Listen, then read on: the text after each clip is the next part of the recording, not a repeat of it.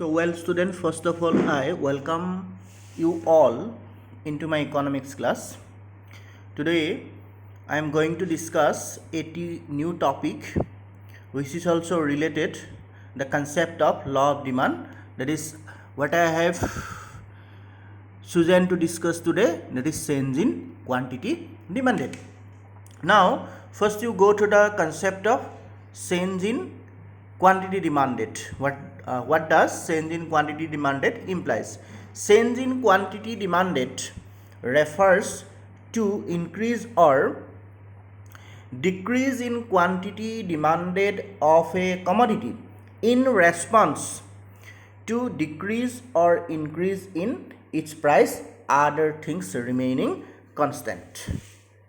So it implies what? Change in quantity demanded is nothing but the response of demand for a commodity in against of change in the price of the commodity. That means how price effects on the demand for a commodity, it is called as change in quantity demanded. In law of demand, we have got that there is an opposite relationship between price of the commodity and demand for the commodity, which ultimately construct the demand equation.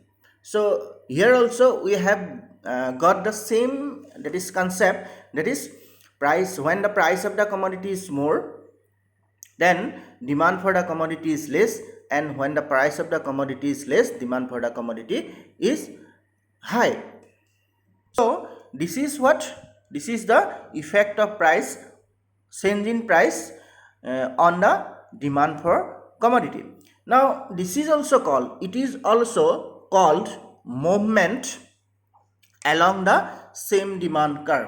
So while we discuss the concept of demand, that we have drawn a demand curve, and this demand curve we show what? The change in demand for the commodity in against the price of the commodity. So here also, to show the change in quantity demanded, we need not have any separate demand curve. That means we'll take the same demand curve and we'll explain the concept of change in quantity demanded. Now change in quantity demanded can be divided into two parts, that is expansion of demand and contraction of demand. That means it can be divided in two parts, that is when the price of the commodity decreases, then there will be a increase in the demand for the commodity, which is called as the expansion of demand, and when the price of commodity increases, then there will be fall in demand for the commodity, and this is called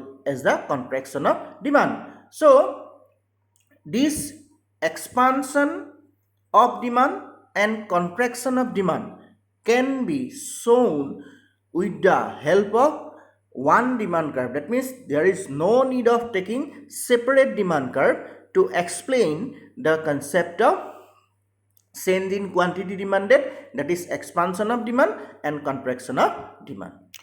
Now expansion and contraction of demand can be shown with the help of a table. That is, I am taking the table of your reference book, that is table 3.1, which is also available in your book also. So here you see we are taking first of all two columns, price column and quantity column. Here prices of a particular commodity is taken. There is 10, 8, 6, three prices are taken here, and here it is quantity of the commodity 20, 25, 30. That means you see the explanation. When the price of the commodity is 10, in such situation quantity demanded for the commodity is 20, and when the price of the commodity falls from 10 to 8, obviously there will be an increase in the quantity demanded, that is 20 to 25, which exhibits the law of demand. As price falls, quantity demanded increases, and again when price again fall to 8 to 6, then there will be a fall in quantity, there will be an increase in quantity demanded from 25 to 30. So this change, that is 20 to 25, how much unit change? That means 5 units increase, and 25 to 30, the unit increase in the quantity demanded is again 5. So here we have got 5 unit change or 5 unit increase, and here we got 5 units increase, and this increasing situation is known as the expansion of demand. And this expansion of demand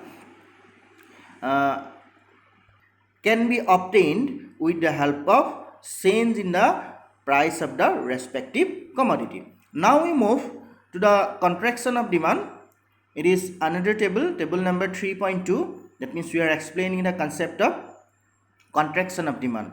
Here we are taking price, that is 6, 8, 10, that is increasing price situation here of the concerning commodity, and here we are taking the quantity demanded of the commodity. You see the explanation. First, at the price of rupees 6, the quantity demanded is 30, and when price moves to or increase to 8, then there is a decrease in the quantity demanded. That means consumer will behave, that means consumer will demand less unit of the commodity when price increases.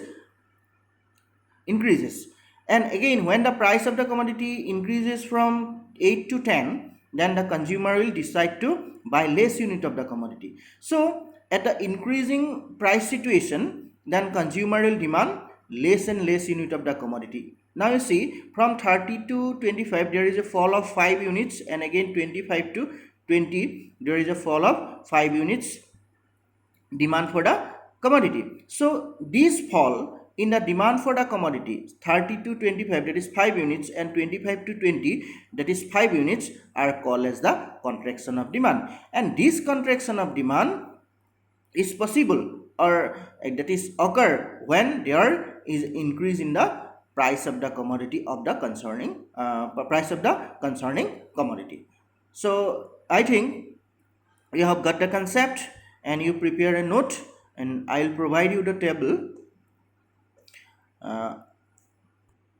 and diagrammatical explanation. So you all prepare the note. Okay, now you see the diagrammatical explanation of the expansion and contraction of demand. So here it is OY axis, and this is OX axis. In OX axis we are representing quantity demanded, and in the OY axis we are representing price of the commodity. Now when the price of the commodity is OP, that is here the primary price of the commodity is OP. At OP price, quantity demanded for the commodity is OQ. So at OP price, the quantity demanded for the commodity is OQ. Now you see, when the price of the commodity moves from OP to OP1, then according to the law of demand, there will be a fall in quantity demanded. That means originally the quantity demanded was fixed at OQ. Now it is decreased to OQ1. So this is what contraction of demand. This portion, that is QQ1, is the contraction of demand for the commodity.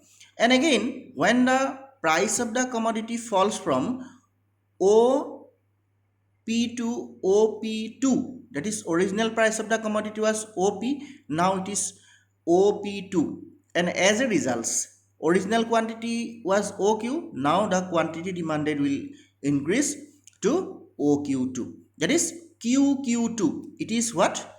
Expansion of demand. That means here it is point A, and this is point B, and this is point C.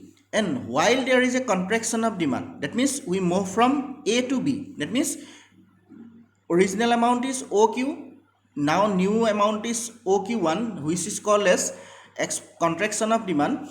As a result, this point, that is the middle point, will shift to left of the DD demand curve. Okay, DD demand curve, how can you get? We have explained in the previous classes. That is, there will be an upward movement in case of the contraction of demand. And again, A to C, there is a downward movement. This is downward movement A to C, and it will be happened in case of the expansion of demand. So contraction of demand occurs when the price of the commodity increases from its original price, that is OP to OP1, and expansion of demand occurs when there is a fall in the price of commodity from OP to OP2. Original price was OP, new price is OP2. So in this way we can explain the concept of contraction of demand and expansion of demand. Now we move to the algebraical explanation of contraction of demand and expansion of demand. Okay, you see the algebraical explanation of the change in quantity demanded. You see the primary price of the commodity. You see the demand for the commodity, price of the commodity, that is considered as the primary price, is what? OP. Okay, primary price of the commodity was OP. So accordingly here we present primary price, that is, let us suppose primary price of the commodity is OP. Next, new price is how much? New price of the commodity is OP1, which is, this is OP1 price, that is the increasing price of the commodity. You see, it is the increasing price of the commodity is OP1, so it is considered as new price in our explanation, that is OP1. Now change in price, it is indicated by delta P, that is PP1.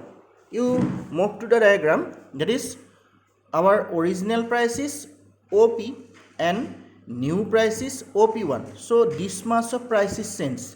That is how much? That is PP1. So it is PP1 is the change in the price of the commodity. Likewise, again primary demand for the commodity is OQ and new demand for the commodity is OQ1. In the diagram you see, that is OP price, primary demand for the commodity is OQ and new demand for the commodity is OQ1. So this much of demand is changed, that is QQ1.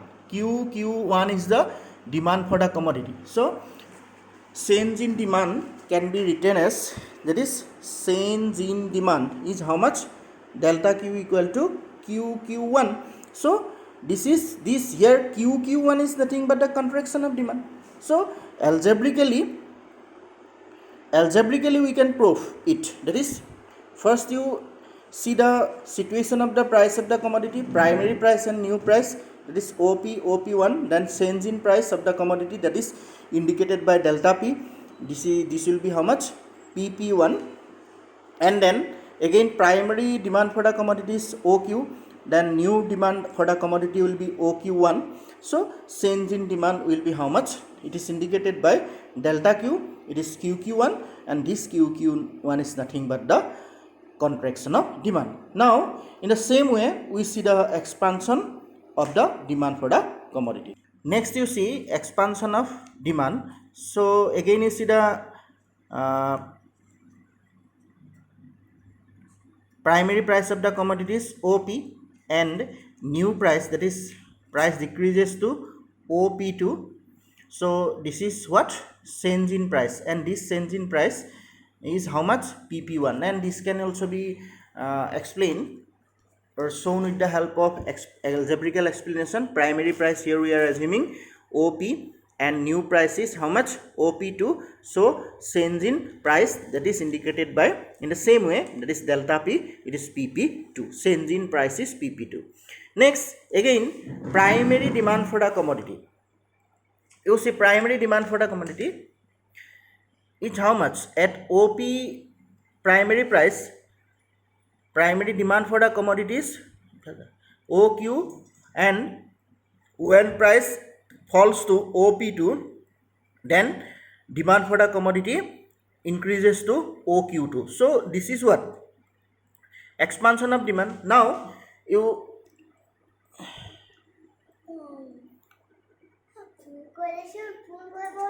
again primary demand for the commodity is OQ, new demand for the commodity is OQ2. Therefore change in demand is that is delta Q equal to QQ2. So here QQ2, not QQ1, QQ2 is expansion of demand.